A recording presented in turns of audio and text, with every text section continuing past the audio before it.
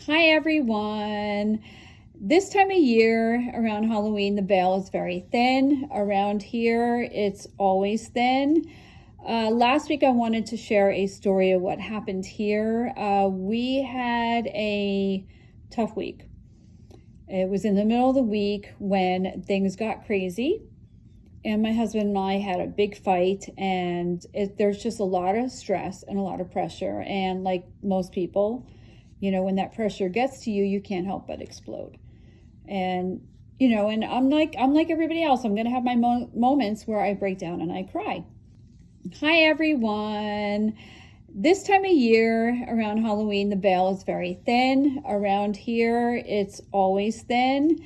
Last week, I wanted to share a story of what happened here. We had a tough week. It was in the middle of the week when things got crazy, and my husband and I had a big fight, and there's just a lot of stress and a lot of pressure. And like most people, when that pressure gets to you, you can't help but explode. And and I'm like everybody else. I'm gonna have my moments where I break down and I cry. So this is a pretty incredible story. Okay. The incredible story that I have to share is that my son was staring out of his bedroom window, and I had gone out and I had just come back, and he was waiting for me to come home. I had to pick up my daughter, and he was staring at his bedroom window with the window open.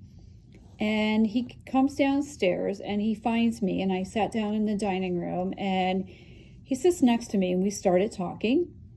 And he says to me, "Jen, what's going on?" And he, can you tell me what's bothering you? Why are you and Dad fighting?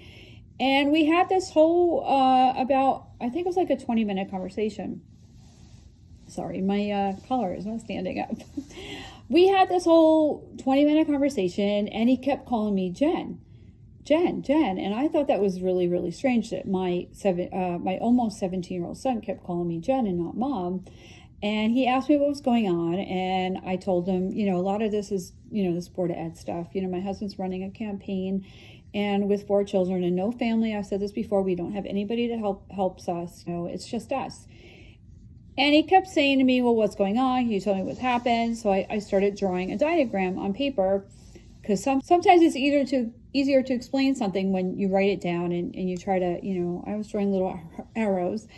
And he looks at me and he goes, well, why are you wasting paper for? And I thought, well, that's really weird. And halfway through the conversation, he looks at me and he says, Jen, I died when I was 10 years old. And I'm looking at him like, whoa. And towards the end of the conversation that we had, he looks at me and he goes, well, why and this involved other people. And, there's just a lot of drama. It wasn't just me and my husband. There was a lot of other outside drama. And my son looks at me and he says, why are you taking the scrap? And he kept looking at me going, well, why are you not sticking up for yourself? And I said to him, well, I'm in a bad spot, because I feel like if I stick up for myself, I'm burning bridges that I don't want to burn. And at the same time, my nature is always to stick up for myself. I'm a fighter. I mean, I may be short, but I have a big mouth. And I talk like a truck driver sometimes, and I live in New Jersey. That's all I can say. And he kept looking at me and goes, well, why don't you say something? Why don't you stick up for yourself? And I thought that, that was really an interesting thing for my son to tell me. And then I don't know what happened, but I remember I had gotten up because I needed to get something out of the kitchen. And then when I came back in, I looked at the time and I said, wow, it's really late. It's past everybody's bedtime. And I said, Kyle, and I kind of said it a bit loud, and it shook him up. Like he was in a trance, and he snapped out of it, and he was like, whoa. He goes, he's looking around the room. He goes, where am I? He had no idea where he was. He was startled at first. And I said to him, what do you mean, where are you? I said, you're in the dining room talking to me. And he goes, no. He goes, the last thing I remember, he goes, I was in my bedroom looking out the window, waiting for you to come home. And I said, oh my God. I said, you were in a trance and you were channeling somebody.